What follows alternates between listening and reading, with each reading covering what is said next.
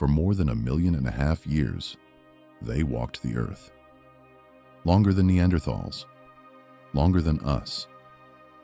Yet today, their name barely echoes in our collective memory.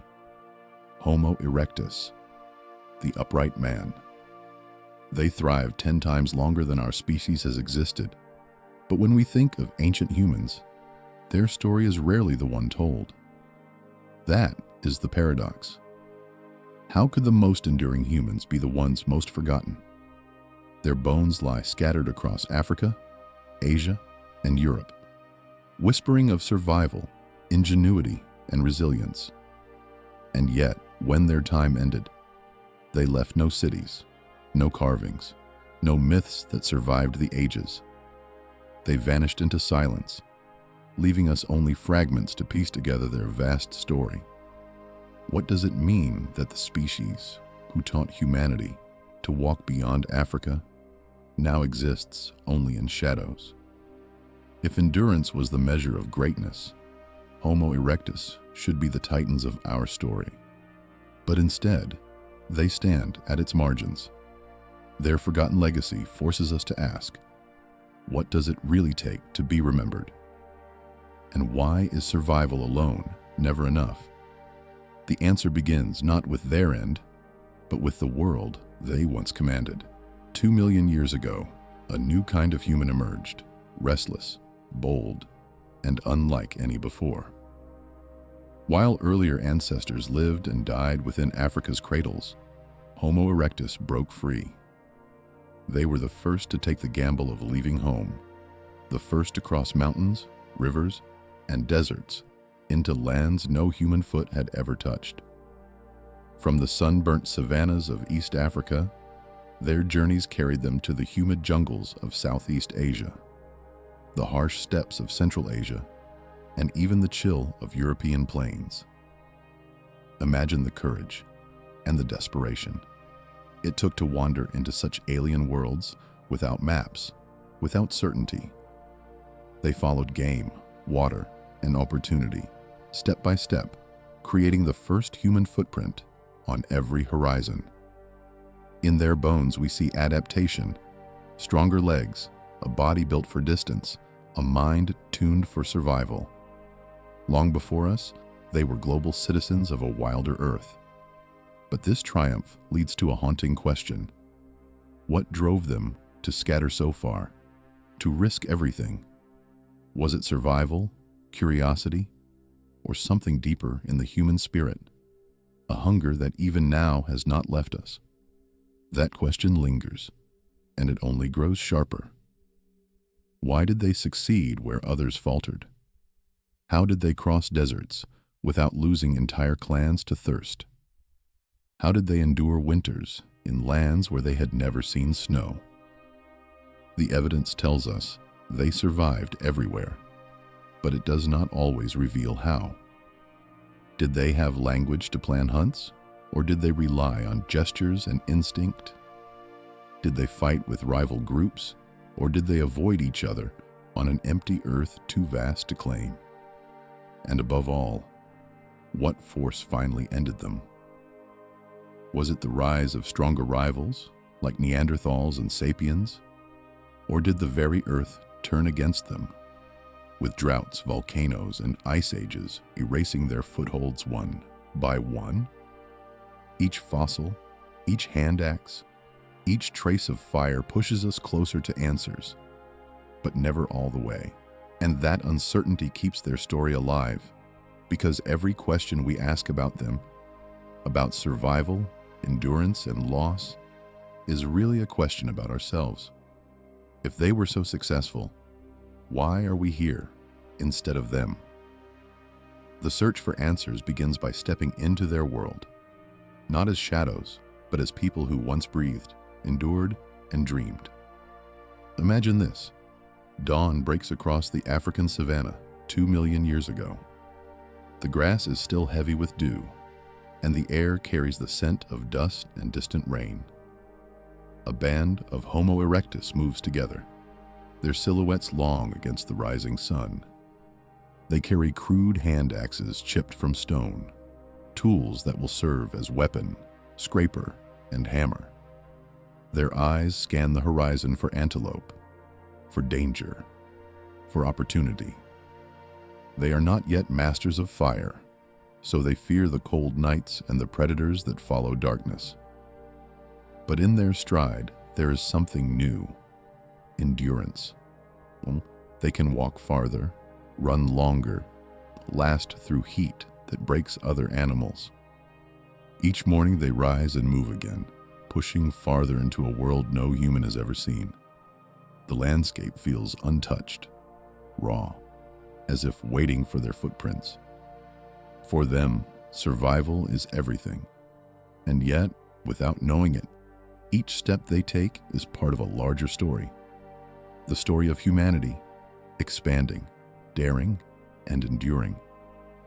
Their quiet march under the sun is not just a search for food. It is the first chapter of our global destiny. And destiny always demands more. Homo erectus was not just another species. They were the first to break barriers, the first to conquer distance, the first to carry fire into the darkness. Their story is not one of brief brilliance, but of long survival, an arc that stretches across continents and ages. And yet, they remain a mystery. We know their tools, but not their words.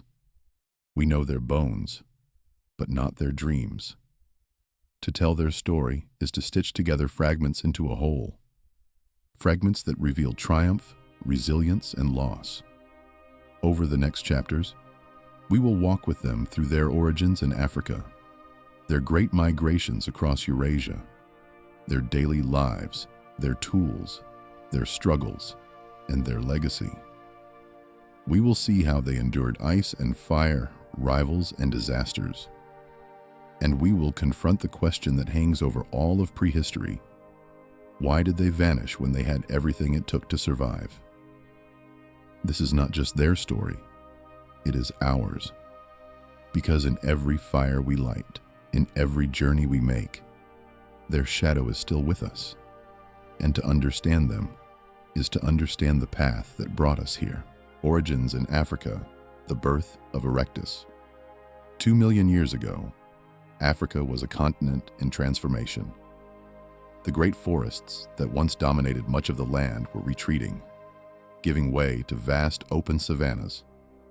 Herds of antelope, zebra, and elephant roamed in endless waves, while lions, hyenas, and saber-toothed cats prowled close behind.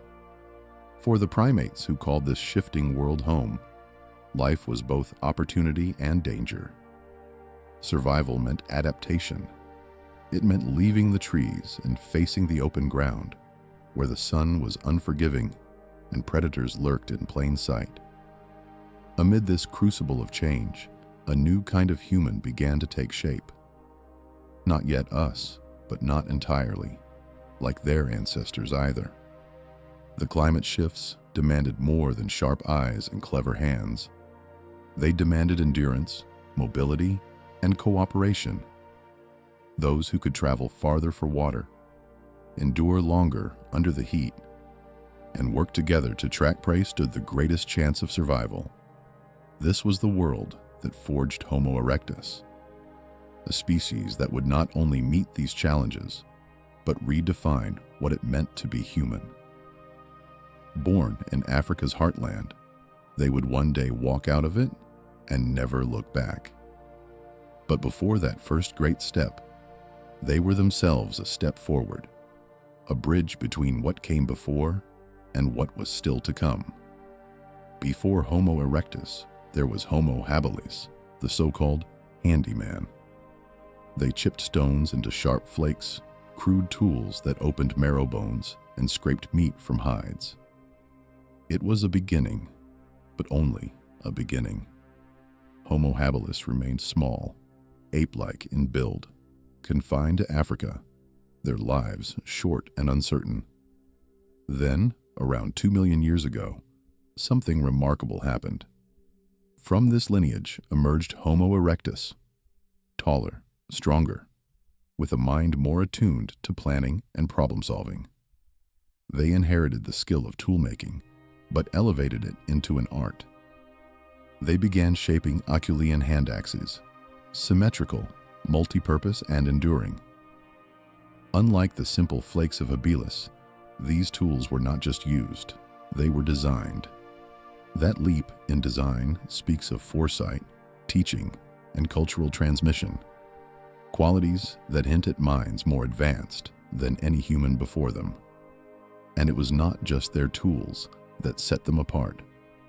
Homo erectus was no longer bound to one region. They were wanderers, pioneers, travelers across horizons no other human had dared to cross. They carried their tools, their knowledge, and their resilience with them, step by step, into unfamiliar lands. From toolmaker to traveler, they became the first species to turn survival into exploration. And exploration, in turn, reshaped their very bodies.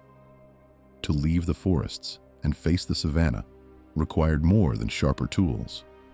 It required a body built not for climbing trees, but for striding across continents. Homo erectus embodied that transformation. They stood taller than their predecessors, with longer legs and narrower hips, built for distance rather than agility. Their arms shortened, freeing their hands for tools, while their shoulders broadened, giving them the power to throw with precision.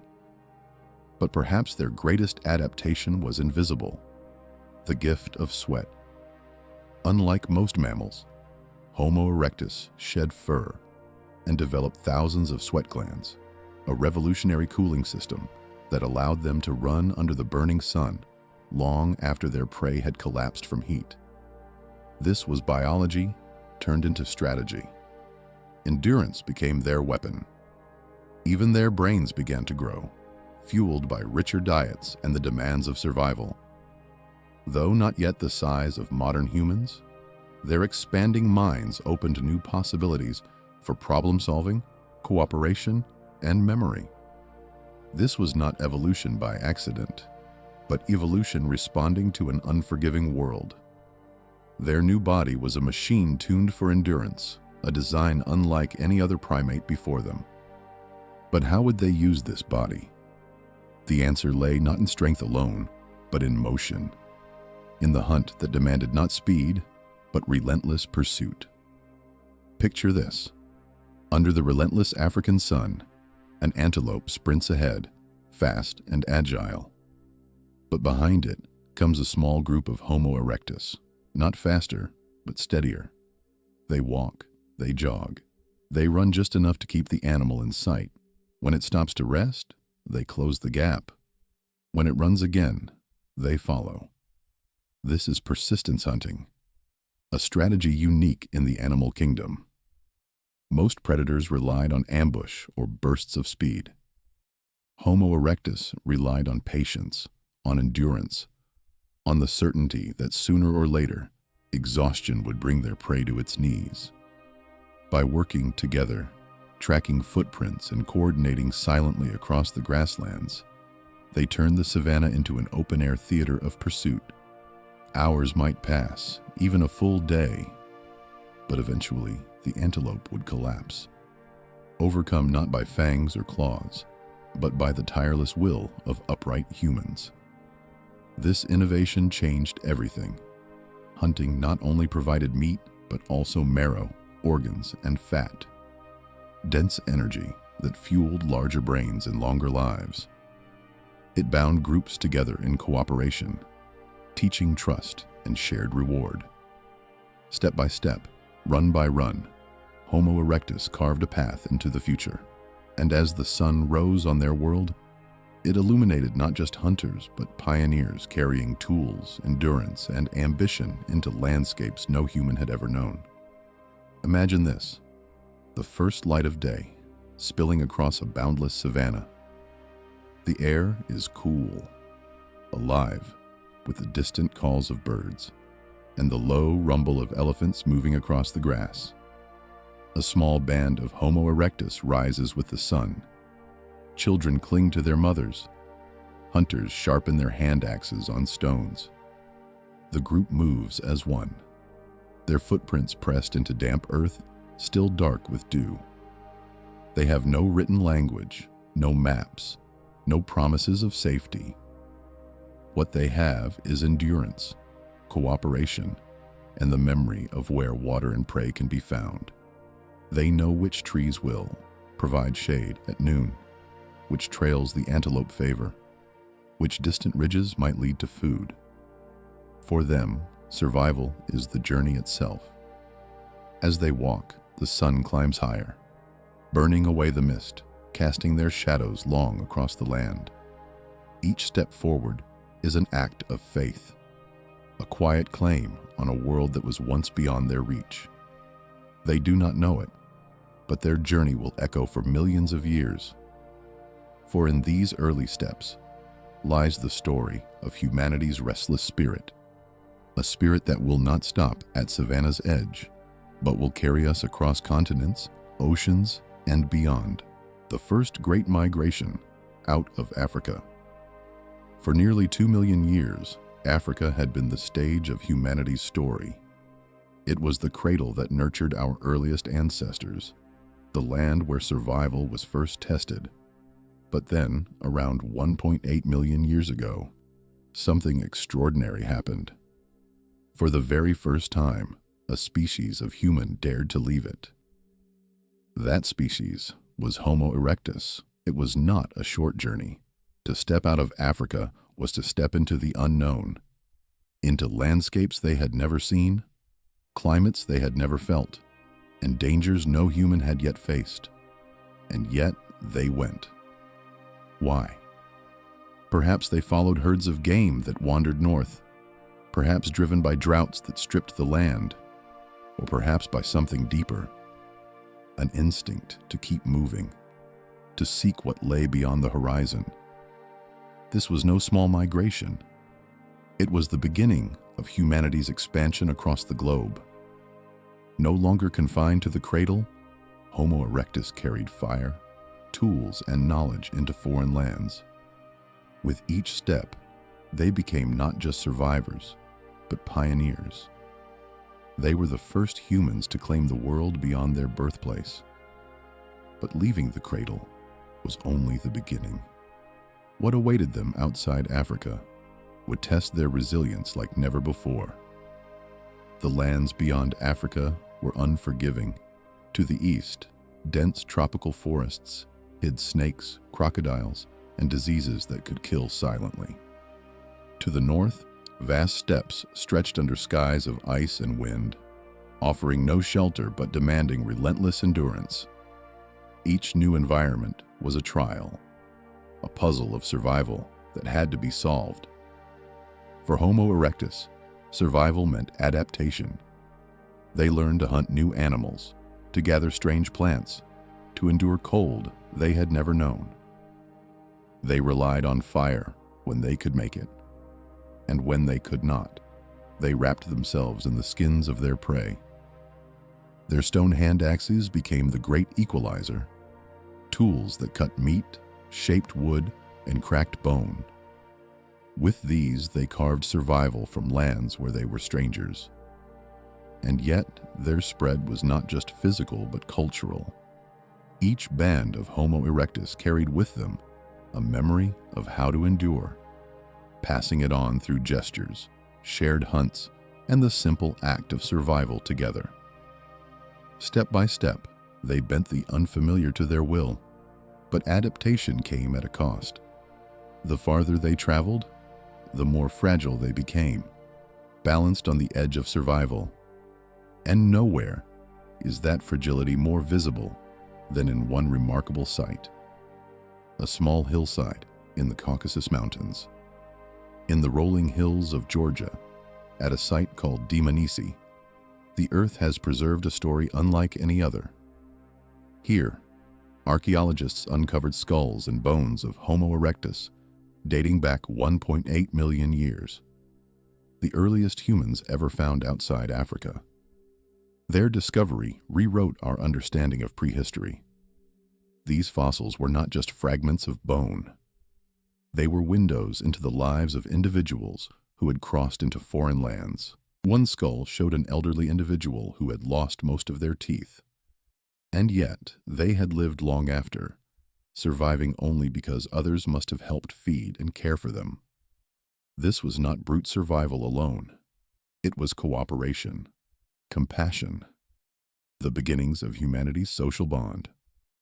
The tools found at Dmanisi were simple, almost crude compared to later Acheulean hand axes, yet they were enough.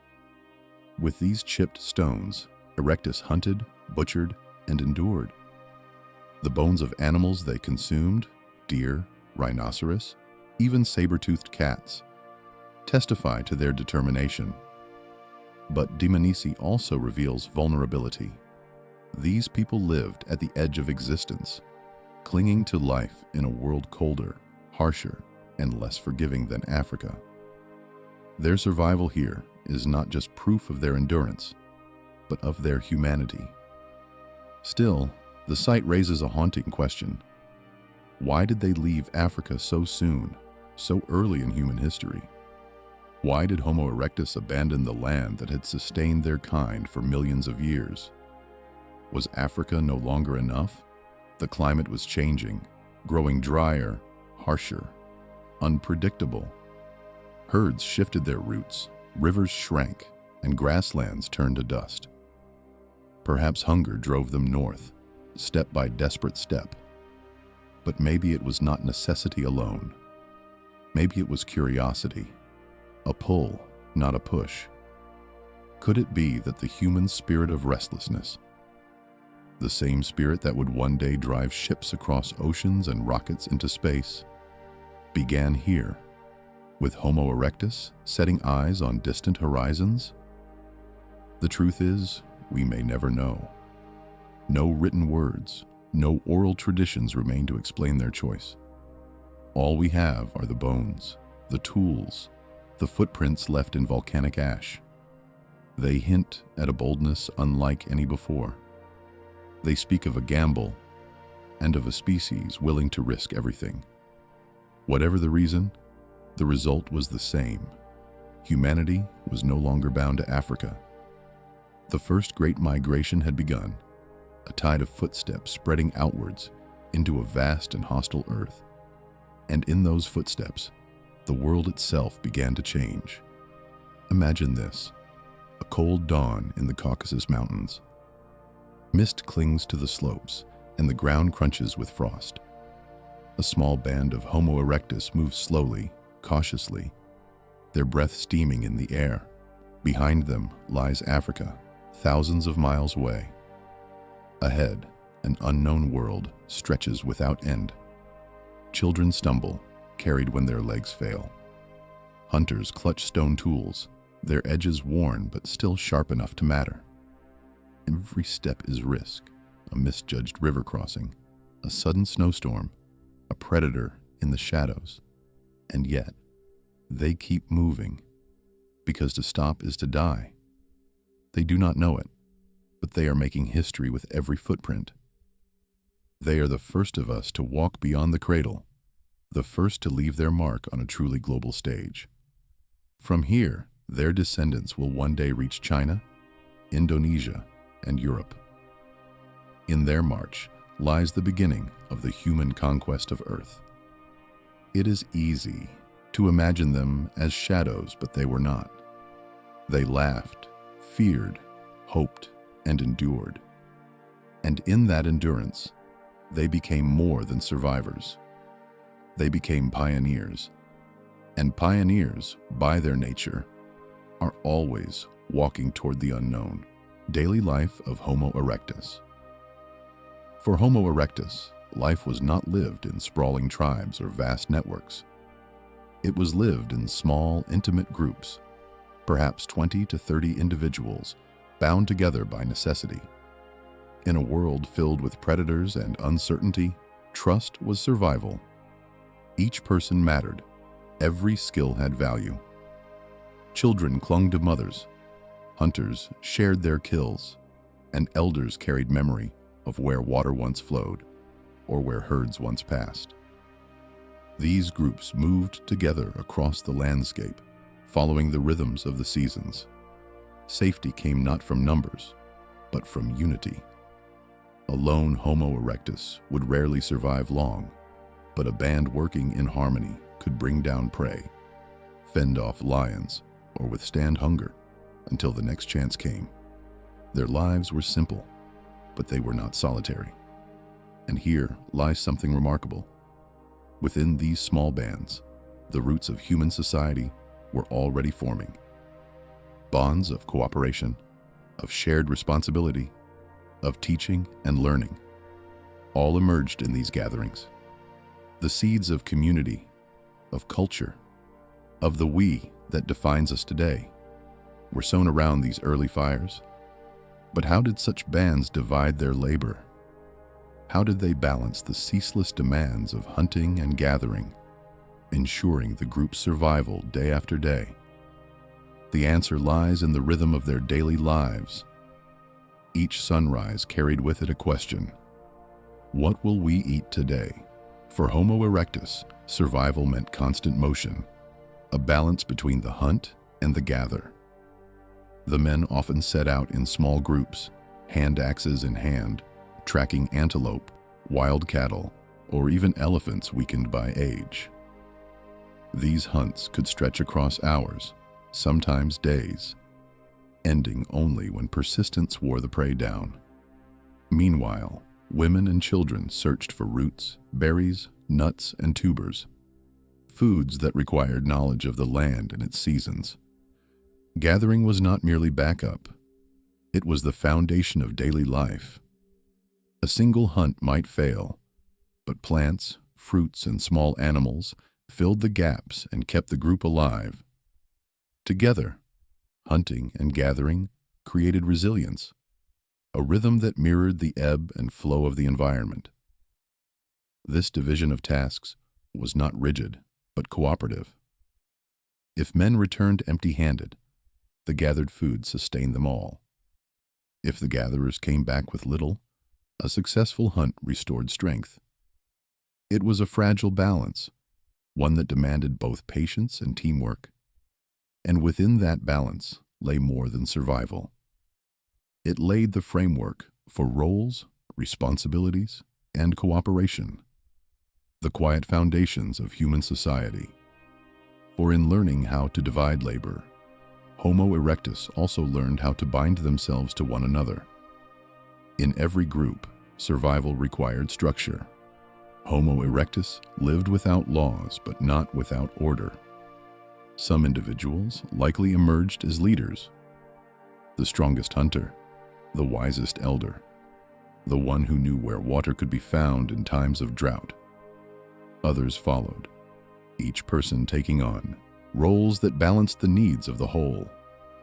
Gender likely shaped many of these roles, with men focused on hunting larger animals while women ensured daily food stability through gathering.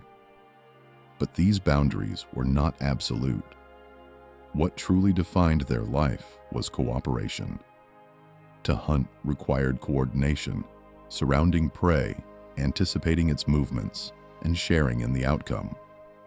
To defend against predators demanded unity, standing shoulder to shoulder with stone tools raised. Such cooperation forged bonds deeper than survival. Caring for the injured, protecting the young, honoring the elders.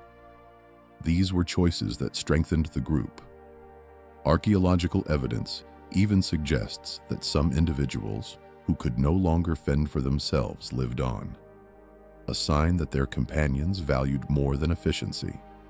They valued connection. Through these bonds, Homo erectus built the first fragile scaffolding of human society. They discovered that strength was not measured by the individual, but by the collective. And within those bonds, the future of humanity began to take shape, especially in the way they nurtured the next generation. Unlike many animals, whose young grow quickly into independence, Homo erectus children faced long years of vulnerability. Their brains, though smaller than ours today, were already larger than those of their ancestors, demanding longer childhoods filled with learning and care. Mothers carried infants, fathers provided food, and the group as a whole invested in the survival of its youngest. This long childhood was more than a burden. It was an opportunity. It allowed time for teaching, not through words as we know them, but through demonstration, imitation, and patient repetition. Children learned how to strike stone, how to track animals, how to recognize the difference between nourishing roots and poisonous ones. Every skill passed on was a thread tying the group's future to its past. And in these years of learning lay the beginnings of something even greater: culture. Knowledge was not born anew each generation. It was carried, preserved, and expanded. To raise a child was to ensure that memory and skill outlasted the moment. This investment in the young gave Homo erectus an advantage no predator could match: continuity. It ensured that their survival was not just of the body, but of the mind. And nowhere is that continuity more vividly felt than in the evenings, when fire became the gathering place of families and stories. Imagine this: dusk settling over the savannah, the sky glowing red as the sun dips below the horizon. A small band of Homo erectus gathers around the flicker of fire. Sparks rise into the darkening air as shadows dance across faces, both weary and alive. Children sit close, watching, listening. Adults eat the day's catch, share gathered roots, and pass around marrow bones cracked open with stone tools. The fire is more than warmth. It is protection against the predators lurking just beyond the glow. But it is also something else: a circle of connection. Around these flames, lessons are shared, memories are spoken without words, and bonds are strengthened in silence and laughter. It is here, in this fragile light, that the first whispers of culture are born. For what is culture, if not memory, shared across generations? And what is humanity, if not the act of gathering together in the darkness, finding comfort in the presence of others? At dusk was the stage upon which Homo erectus rehearsed the drama of being human. And though the flames eventually fade, the memory of these gatherings endures. They are the foundation upon which every campfire, every hearth, every story we tell today still rests, the tools that shaped the world. It began with stone, but not just any stone. Around 1.7 million years ago, Homo erectus began shaping tools with a precision and symmetry never seen before. These were the Acheulean hand axes, teardrop-shaped marvels of prehistory. To us, they might seem simple, but in their time, they were revolutionary. A single tool could cut meat, scrape hides, chop wood, and crush bone. It was, in every sense, the Swiss Army knife of the ancient world. What made them extraordinary was not just their function, but their design. Unlike earlier tools made from random flakes, these hand axes showed foresight. They were planned, shaped, and perfected, often larger than the palm that held them, with edges sharpened to efficiency. Each one was evidence of teaching and learning, of skills passed from one generation to the next. The Acheulean toolkit, spread wherever Homo erectus walked, carried across continents like a symbol of identity. For more than 1 million years, little changed, because nothing needed to. These tools were timeless, proof that ingenuity can sometimes outlast innovation. But tools alone did not define Homo erectus. There was another discovery, far more dangerous, far more powerful, that would forever alter the course of humanity: fire. To control fire was to hold lightning in your hands, and for Homo erectus, it was a threshold moment. Yet the truth is still clouded in mystery. Did they master fire as early as 1.5 million years ago? as traces from sites in Africa suggest? Or did true control come later, around 700,000 years ago, when evidence of hearths appears more clearly? The debate continues, but what cannot be denied is this. Once fire was theirs, nothing would ever be the same. Imagine the shift. Nights once filled with fear became circles of light and warmth. Predators hesitated at the edges of the glow. Meat could be roasted, plants softened, food made safer and more nourishing. Fire was not just survival, it was transformation. But taming fire was not guaranteed. To keep it alive required vigilance, care, and cooperation.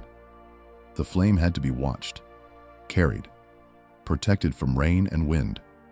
A single mistake could plunge a band back into darkness. In this way, fire was both gift and burden. Still, those first sparks marked the dawn of control over nature itself. With fire, Homo erectus was no longer merely shaped by the world. They had begun, in small but irreversible ways, to shape it in return. Fire alone was power, but cooking unlocked its full potential. By softening meat, roots, and tubers, cooking released calories hidden within, energy that raw food alone could never provide. For Homo erectus, this meant less time chewing, more time thinking, moving, and creating. The changes were written into their very bodies. Teeth grew smaller, jaws less massive. Bellies shrank, no longer needing vast guts to digest raw plants. At the same time, their brains grew larger, hungrier for energy, and cooking fed that hunger. Scientists believe this shift was nothing short of revolutionary. It gave Homo erectus the fuel for intelligence, endurance, and complexity. Cooking also reshaped their time. Without hours lost to grinding raw food between their teeth, evenings around the fire could be spent differently. In teaching, in sharing, in watching the sparks rise into the night. These small moments laid the groundwork for something beyond biology: culture. Every meal cooked was a victory over the harshness of nature. Every bite of roasted marrow or softened root was a step further from the wild and closer to the human. But beyond the science lies the poetry. For firelight was not just for food, but for gathering. And it is here, in the glow of flames, that the first human nights were born. Imagine this, a circle of faces, lit by flickering fire. Shadows dance across the ground, tools glint in the glow, and laughter mixes with the crackle of burning wood. Beyond the light lies only darkness, filled with the eyes of predators who dare not cross the boundary. But here, within the circle, there is safety. A child watches an elder strike stone upon stone, shaping the edge of a hand axe. Another listens as the hunters recall the chase of the day. Their gestures painting pictures words cannot yet describe. A mother roasts roots, passing softened pieces to her young. The air is filled with warmth, with scent, with the sense of belonging. This is more than survival. It is communion. For the first time, humans had a place where stories could be shared, where knowledge could pass not only through action, but through memory. The fire became more than a tool. It became a symbol of endurance, of unity, of hope. Every fire that burns today, from the hearth to the campfire, carries their legacy. It reminds us that in the deepest darkness, humanity has always turned to the flame. And with that spark, Homo erectus began not only to survive the world, but to light the path into the future. Survival and adaptation, masters of the earth. In the grand timeline of human evolution, most species are brief sparks, flaring into existence, only to vanish within a few 100,000 years. But Homo erectus was different. They were not a spark. They were a flame that burned steadily for over 1.5 million years. To put that into perspective, our own species, Homo sapiens, has barely existed for 300,000. We are still children in comparison. From Africa to Asia, from the tropics to the temperate plains, Homo erectus endured. They were there when glaciers advanced and retreated, when rivers carved new valleys, when volcanoes scarred the earth. No other human lineage has ever matched their longevity. For generation after generation, their footsteps pressed into soils that are now deserts, jungles, and cities. And yet, they remain the forgotten survivors. Their story is not told in myths or legends, but in stone tools and bones unearthed by scientists. Still, each fragment testifies to their astonishing ability to adapt and persist.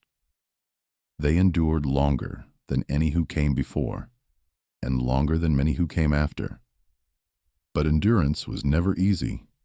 They faced a planet in constant upheaval, where climates swung violently from heat to ice. And it was here, in the crucible of change, that their resilience was tested most. The world of Homo erectus was anything but stable. They lived through relentless shifts, ice ages that froze vast landscapes, droughts that shriveled rivers into dust, and volcanic winters when ash blotted out the sun. Each shift could have spelled the end. Yet somehow, Erectus adapted. When the land turned dry, they followed waterholes and learned to survive on tougher plants. When the cold descended, they wrapped themselves in hides and gathered closer around the fire. When disaster struck, they moved, step by step, always searching for a place where life could continue. They were not tied to one region, not bound to one way of living. Their strength was in their flexibility. Other species, more specialized, less mobile, could not withstand these shocks. Many vanished, but Homo erectus persisted. Their secret was not domination, but endurance.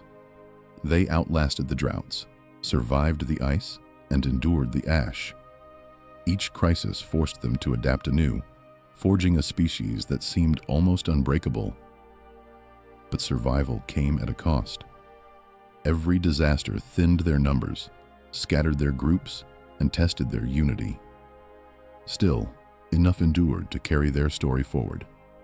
And at the heart of their survival lay one strategy above all: the hunt that never ended. Most predators relied on bursts of speed, sudden ambushes, or brute strength. Homo erectus relied on something different: persistence. They were not the fastest, not the strongest, not the deadliest, but they could endure. Their hunts were marathons, not sprints. They would chase antelope, zebra, or even larger prey under the scorching sun.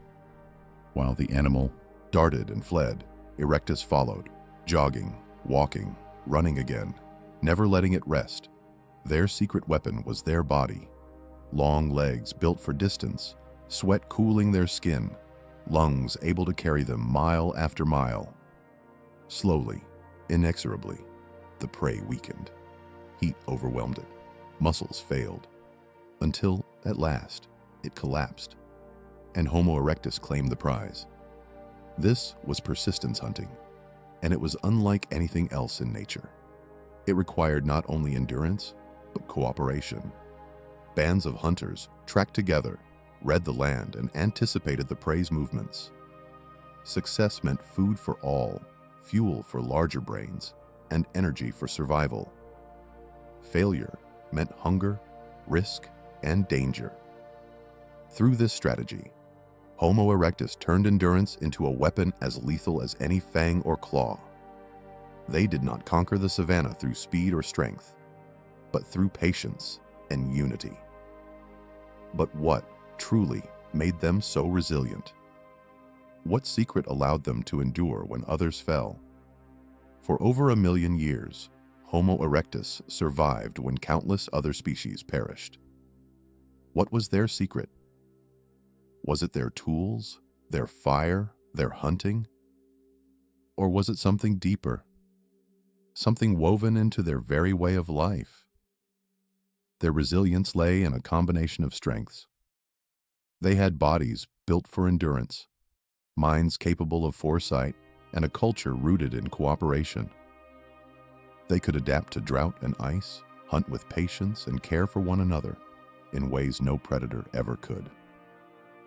A toothless elder, surviving among them, suggests they shared food and support, a sign that survival was more than individual strength. It was collective resilience. They were also explorers, never bound to one place. When one environment failed, they moved on. They became the first true global humans, turning migration itself into a survival strategy. This mobility gave them options when others faced dead ends. And yet, even with all their resilience, their story eventually ended. Not because they lacked strength, but because the world kept changing, and new rivals emerged who would take their place. Still, their endurance left a mark. Their story is not just one of survival, but of persistence.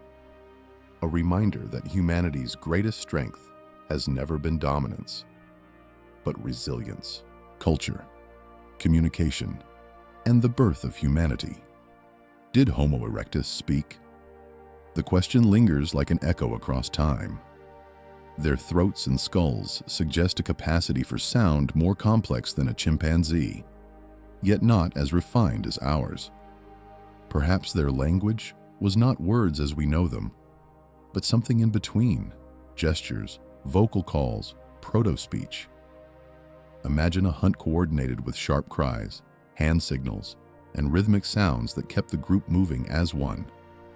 Communication was not just a tool, it was survival. A call of warning could save a child from a predator. A signal of direction could guide hunters across a plain. Even the act of teaching tool-making required more than instinct. It needed intention, expression, and the beginnings of shared meaning. And with every gesture, every call, something remarkable began to form: connection. The first voices of humanity may not have carried stories or poetry, but they carried trust. They bound small groups into units greater than the sum of their parts. But if language was stirring in the air, could culture have been stirring in the ground? Did Homo erectus leave more than tools and bones behind? Some clues suggest they might have, in the way they treated their dead. Most animals die and are forgotten, their bodies claimed by scavengers or left to decay. But the record of Homo erectus suggests something different. At a handful of sites, bones of the dead appear to have been placed with care. Was this deliberate burial or chance? The evidence is fragmentary, yet tantalizing. If true, it points to something profound: the stirrings of ritual. To treat the dead differently is to recognize their meaning, even in absence. It suggests memory, respect, perhaps even a belief in something beyond life. The act need not have been elaborate. No carved graves, no painted symbols. Perhaps it was simply covering the body with earth or stone, or leaving it in a place of safety, away from scavengers. But even this would mark a threshold moment: the recognition of death, and the human urge to respond to it. Such behaviors may not have been universal among Homo erectus, but the hints remain powerful. They suggest that beneath survival lay something more: a capacity for thought beyond the present moment. And if they cared for the dead, what does that say about how they cared for the living? The answer lies in bones that speak of injury, sickness, and survival against the odds. Among the remains of Homo erectus are clues not of violence or indifference, but of care. At Dmanisi in Georgia, scientists found the skull of an elderly individual who had lost most of their teeth, Yet they lived for years beyond that loss. Alone, they would have starved. But within their group, others must have shared food, softening it, helping them survive. Such evidence reveals something striking: compassion. In a world ruled by predators, where survival was precarious, Homo erectus still made space for empathy. They tended to the sick, protected the young, and allowed the old to remain part of their community. Survival was not just about the fittest, it was about the group. Grief may also have touched them. To see a companion die, to lose a hunter or a child, must have left a mark. We cannot know if they mourned as we do, but their actions hint at recognition of loss. This willingness to care bound them together more tightly than any stone tool or fire. It was emotional strength, as much as physical endurance, that carried them through a volatile world. And from these bonds, from these small acts of compassion, something greater began to emerge. The first sparks of what we might call humanity itself. In the voices they shared, the rituals they hinted at, the compassion they displayed, we find the seeds of ourselves. Homo erectus was not yet human as we define it, but in their behavior, we glimpsed the outlines of what would one day become us. Language, in its earliest forms, allowed coordination, teaching, and memory.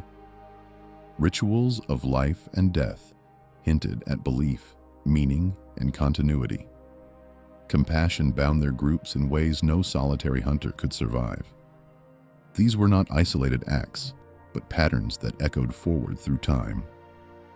Every child raised in care, every elder kept alive, every gesture of cooperation carried humanity closer to what it would become. Their world was harsh, unforgiving, but within it, they planted values that still define us: endurance, empathy, memory. When we speak today, when we bury our dead, when we sit together around firelight and share stories, we continue what they began.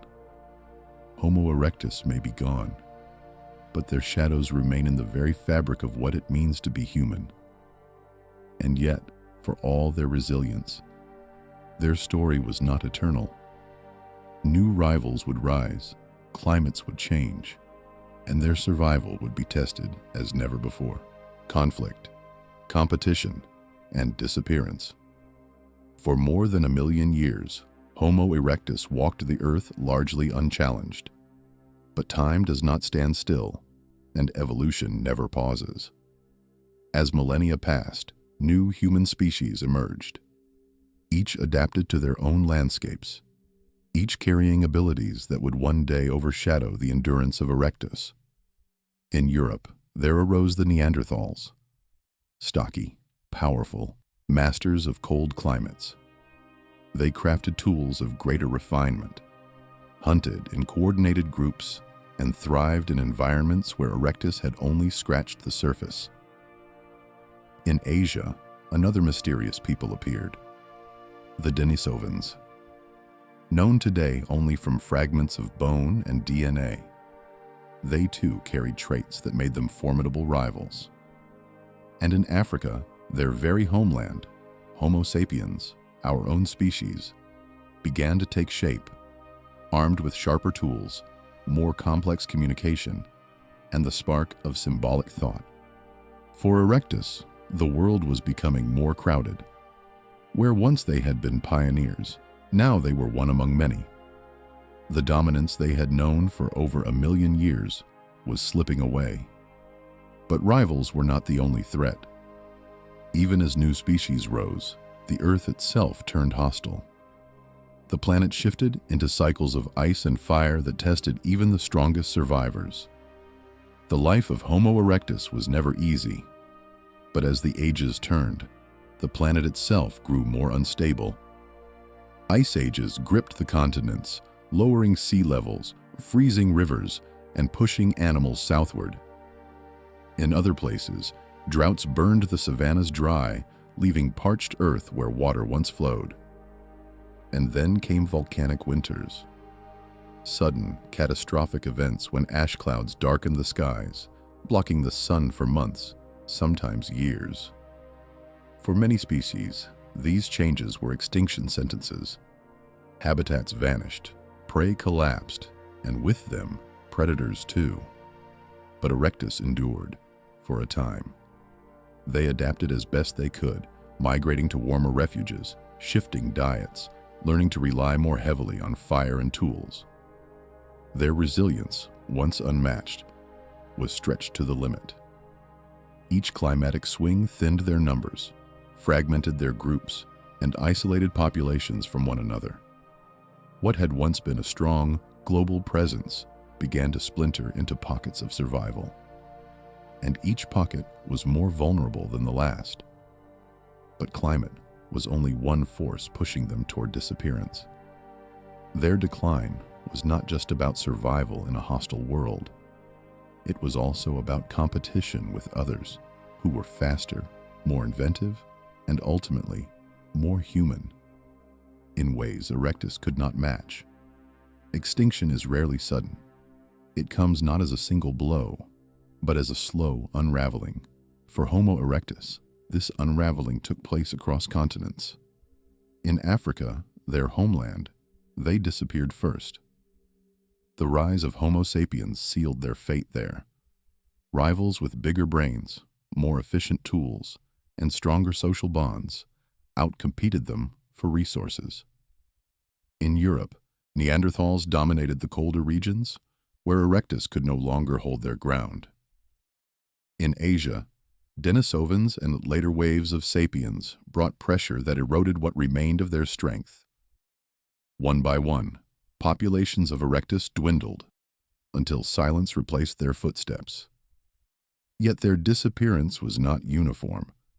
For hundreds of thousands of years, scattered groups clung on, surviving in isolation even as their cousins flourished elsewhere. It was as though the world was slowly closing in on them, reducing their vast empire of survival into shrinking strongholds. The story of their vanishing is not just about defeat, it is also about resilience, stretched to its breaking point. For even as the tide of history turned against them, they refused to vanish all at once.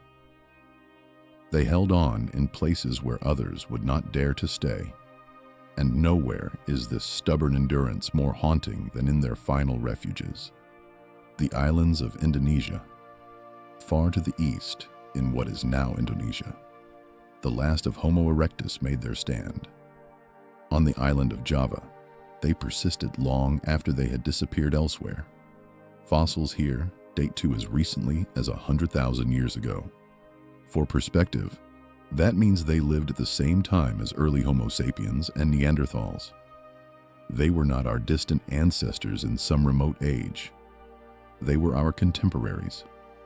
Here, cut off from the wider world, Erectus clung to survival. They hunted, gathered, and lived as they always had. Their simple hand axes unchanged, their way of life frozen in time. On nearby Flores, the story took an even stranger turn. Descendants of Erectus, isolated for millennia, evolved into a smaller form, Homo floresiensis, the hobbit humans.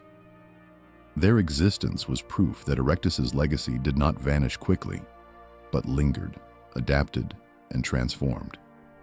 And yet, even these last outposts eventually fell silent. Whether from climate shifts, rising seas, or the arrival of new humans, the end came. The flame that had burned for over 1 million years was finally extinguished. But the manner of their disappearance remains a mystery, one that continues to haunt us even today. How did the most enduring human species finally vanish? Was it violent, hunted down by rivals, pushed aside by stronger, smarter humans?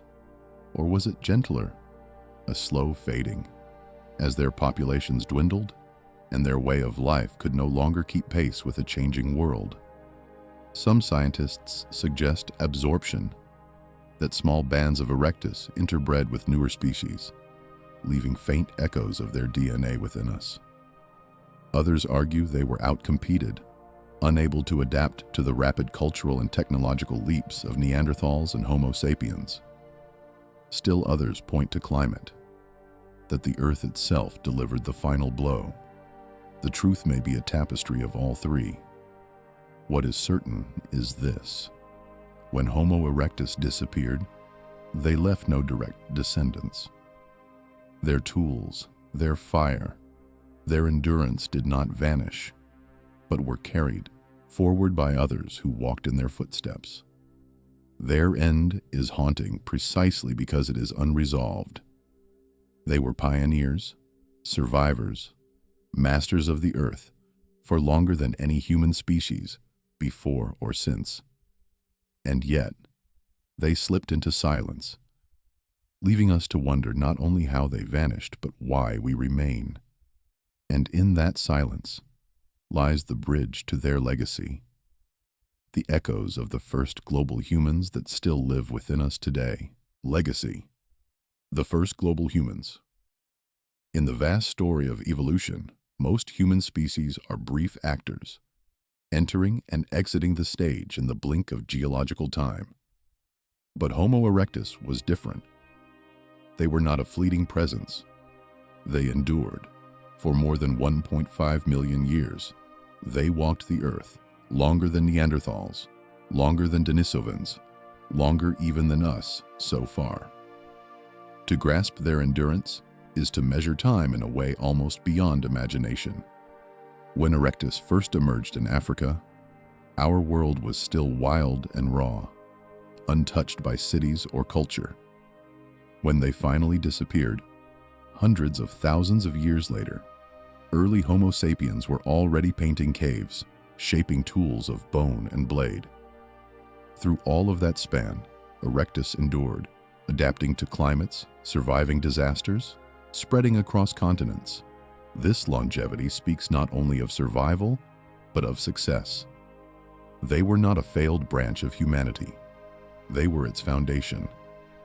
Their lives stretched across ages in which countless other species rose and fell.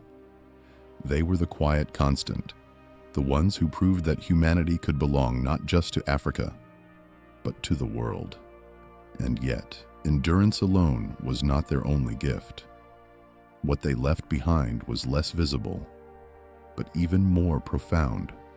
Threads that still connect us to them in ways we are only beginning to understand. Do we still carry Homo erectus within us? The answer is not simple. Unlike Neanderthals and Denisovans, no clear genetic legacy has been proven in our DNA. Yet their presence echoes in different ways. Every human alive today walks a path first carved by Erectus. Their migrations laid the trails, their tools established the traditions, their endurance defined what it meant to be human. Some scientists suggest fragments of their lineage may survive in indirect forms, woven into later species through gradual transitions.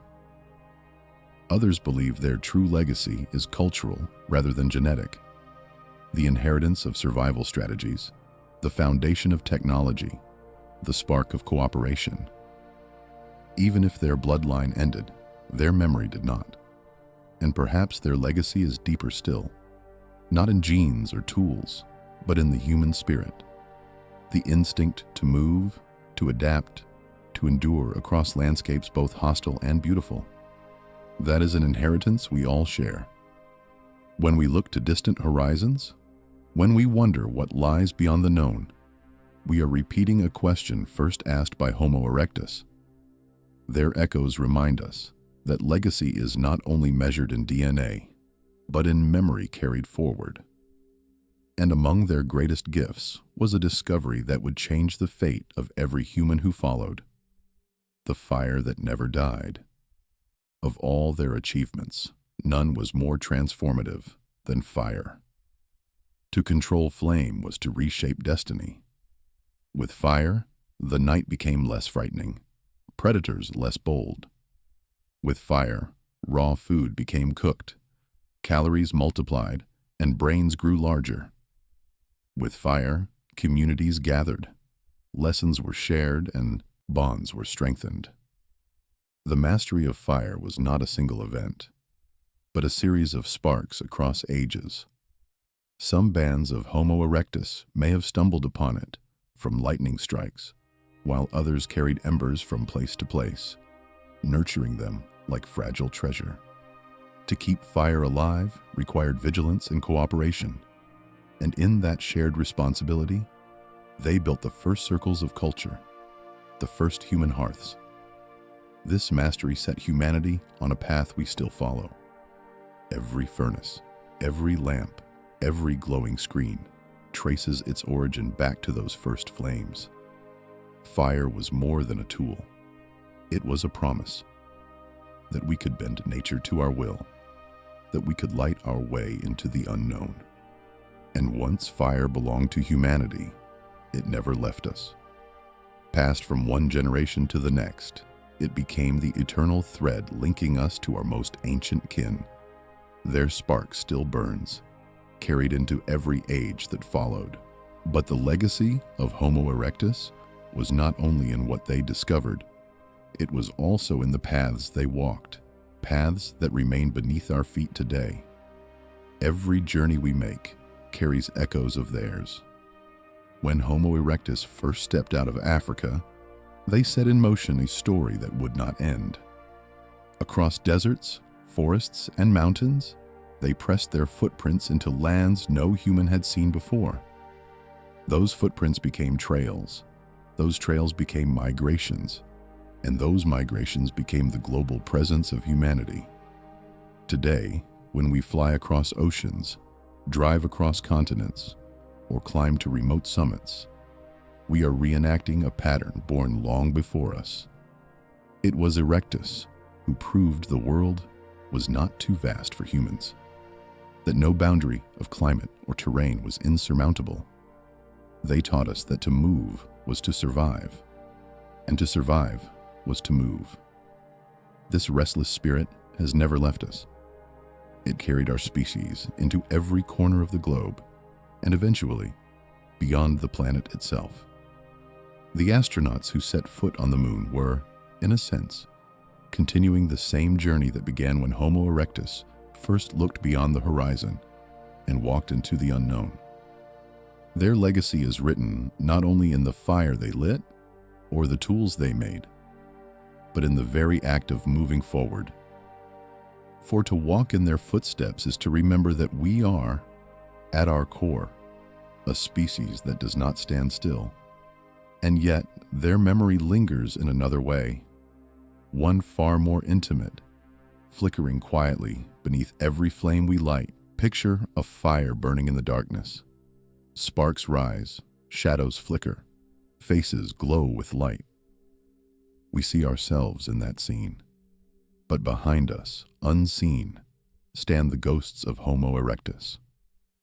Every fire we light carries their memory. Every flame is an echo of the first sparks they nurtured in a dangerous, uncertain world. They are gone, but not lost. Their story is etched not in monuments or myths, but in us, in the way we endure, in the way we gather, in the way we remember. When we sit around a fire, when we tell stories to our children, when we look into the night and wonder what lies beyond, we are repeating rituals as old as their time. Their legacy is not silence. It is the whisper of endurance, the flicker of resilience, the reminder that humanity has always been shaped by those who came before. Shadows beneath the flame, they remain with us. And so, the story of Homo erectus does not end with their disappearance. It continues in every step we take across the earth, in every journey toward the unknown, in every spark of fire that glows against the dark. Their shadow walks with us still, as the first global humans, and as the forgotten titans who taught us how to endure.